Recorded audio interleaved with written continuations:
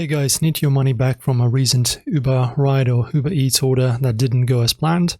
Whether it was a wrong charge, poor service, or an issue with your food, this guide shows you exactly how to request a refund through the app. So launch the Uber or Uber app by downloading it from the App Store or Google Play Store. Make sure you're signed into the account used for the trip. Tap the menu, then your trips for rides or orders for Uber Eats. Find the ride or order you had an issue with. Tap Help or Get Help at the bottom. Then choose the reason for your refund. Options include I was overcharged, my food never arrived, there was a safety issue, and more. Uber may ask for a few details. Fill in what happened honestly. Keep it short, clear, and polite. Once submitted, Uber will usually respond within 24 or 48 hours. That's it. Requesting a refund from Uber or Uber Eats is easy if you know where to look.